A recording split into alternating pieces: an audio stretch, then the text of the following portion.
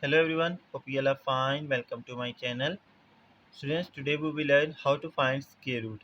We have to find square root of 24, 649. So first step is we have to make pairs from right to left like this.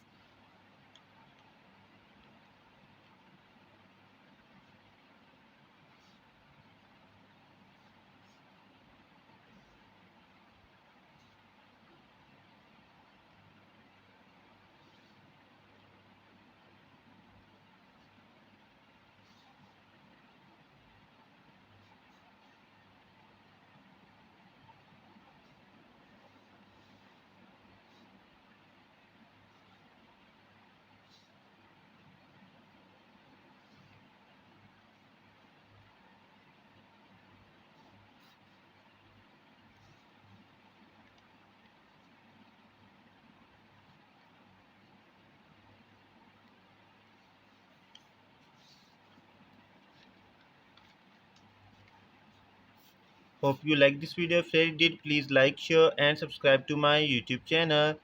Thank you.